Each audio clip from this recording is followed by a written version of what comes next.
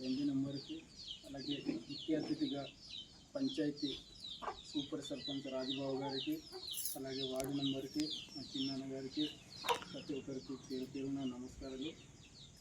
నిజంగా చెప్పుకోవాలంటే ఈరోజు పంచాయతీ చాలా మార్పు అనేది వచ్చింది.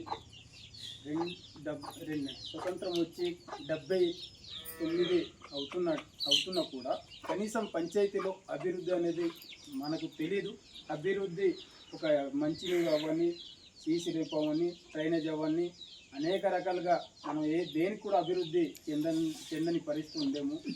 కానీ మన సర్పంచ్ గారు వచ్చిన నుండి కనీసం అధికారులు వచ్చి కూర్చోడానికి భవనం లేనప్పుడు కూడా ఒక షెడ్యూలాగా, నా హయాంలో షెడ్యూలాగా ఉండాలి, ఒక అధికారులు వస్తే ఇలా కూర్చోడానికి ఈ విధంగా చేయాలని బావగారు ఎంతో కృషి చేసి, అలాగే వార్డు మెంబర్లు అందరూ కూడా దానికి సపోర్ట్ చేసి ఆ షెడ్డు కూడా నిర్మించడం జరిగింది. అలాగే ఇంటింటిన కొలా ఇవ్వడం జరిగింది.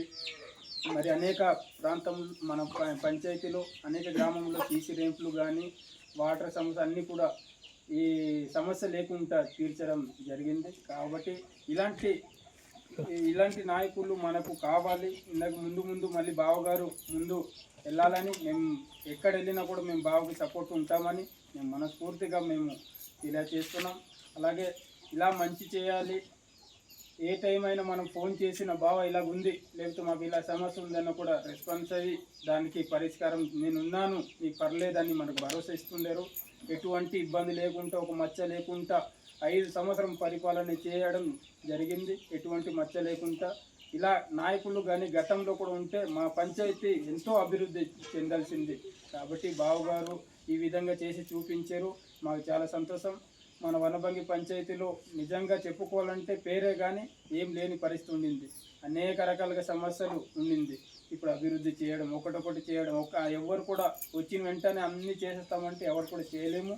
అది చేసి కొంత అయినా బావ ద్వారా అయింది. కనీసం పంచాయతీ బిల్డింగ్ కొత్తగా వచ్చింది, అనేక రకాలు అభివృద్ధి చెందుతుంది. కాబట్టి మేము ఎప్పుడు బావగారు ముందుకు వెళ్ళాలని మేము కోరుకుంటున్నాం. కాబట్టి ఈ అవకాశం ఇచ్చిన మన కళ్యాణ్ గారికి థ్యాంక్ యూ.